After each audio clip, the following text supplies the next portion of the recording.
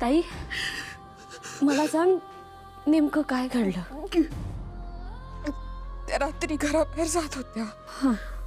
मला शंका आली म्हणून मी त्यांचा पाठलाग करायला गेले.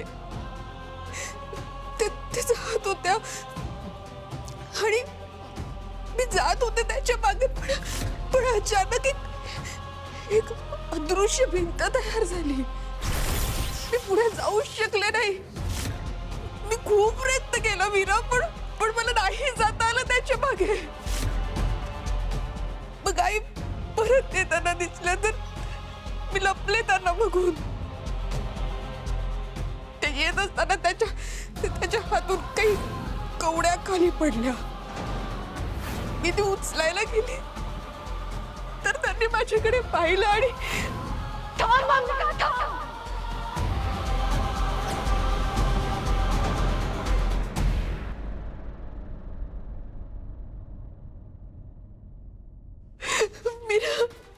मीरा त्यांनी पाहिलं माझ्याकडे.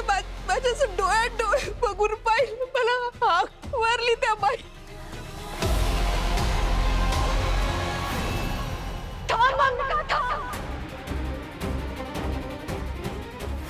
त्यांनी पाहिलं मला. ताई, मी या क्षणाची खूप आतुरतेने वाट पाहत होते. हे युद्ध खूप मोठं आहे आणि इतके दिवस मी फक्त एकटी लढत होते. पण आता नाही. आता तू आहेस माझ्यासोबत, हो ना?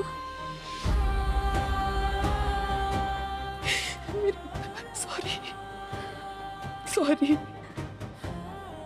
ताई, चल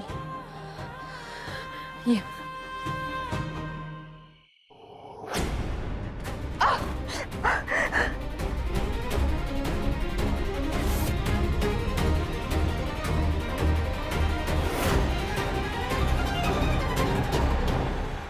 मीरा, ही कोणती पद्धत आहे सासूची वागायची?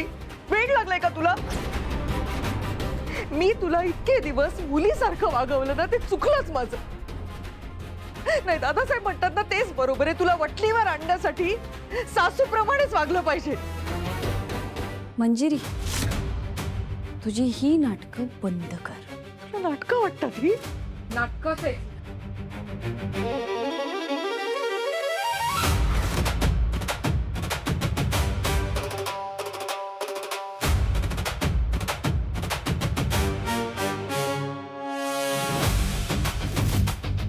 मी तुम्हाला देव समजत होते आणि तुम्ही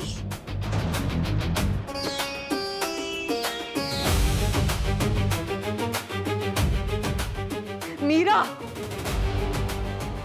तिकडे बघून कोणाशी बोलतेस? माझ्या डोळ्यात डोळे घालून मला उत्तर दे. तुम्ही का तिकडे बघताय? बघा माझ्याकडे.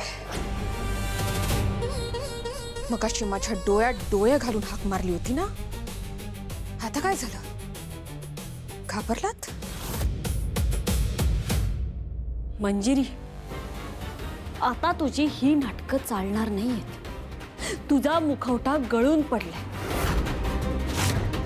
तुझं खरं रूप अंबिकाताई समोर आलंय.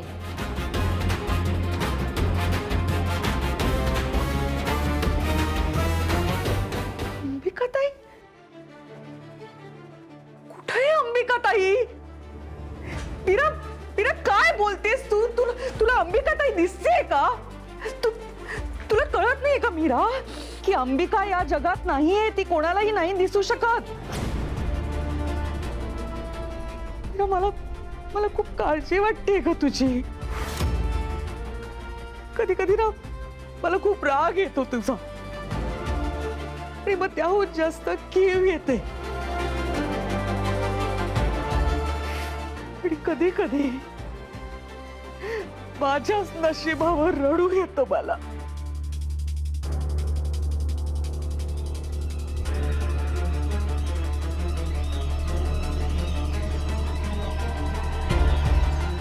पण आज मला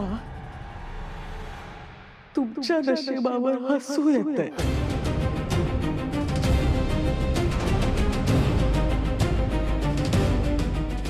मीरा तुझ्या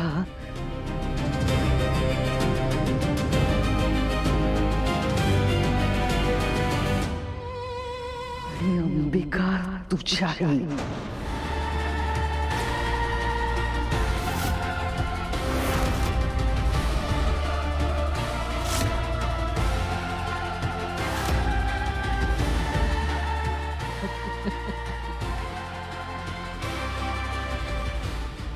हो अंबिका,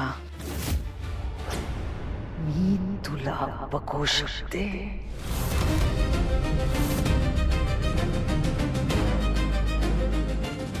डोळ्यात डोळे घालून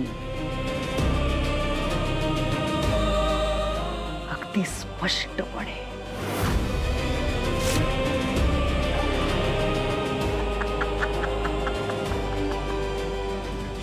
इतक्या वर्षांपासून मी या घरातल्या प्रत्येक माणसाला मूर्ख बनवत आले.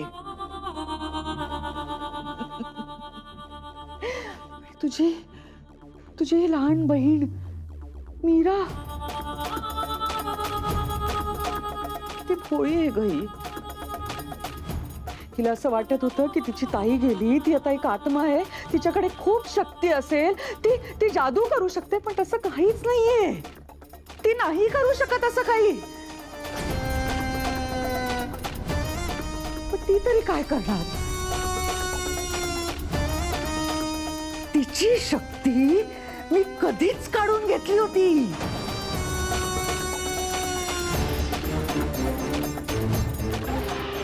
पण अंबिका, मीराच्या इतक्या दिवसांच्या प्रयत्नांनंतर तुला हे कळलं की मी तुला पाहू शकते.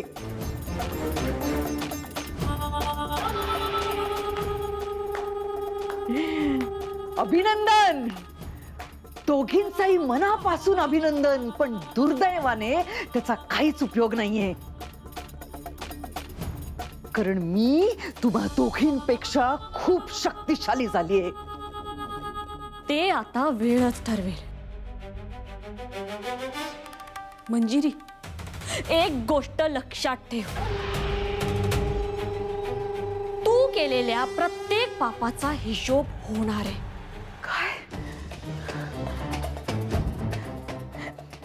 काय बोलतेस तू? हे मी घाबरले ना.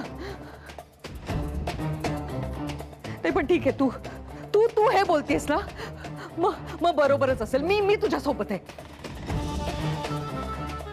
नाही, माझ्या प्रत्येक पापाचा हिशोब झालाच पाहिजे. आणि तुम्हाला आठवत नसेल ना, तर मी आठवण करून घेते. नीट लिहून घ्या. हा, लिहून घ्या. सुरू करूया.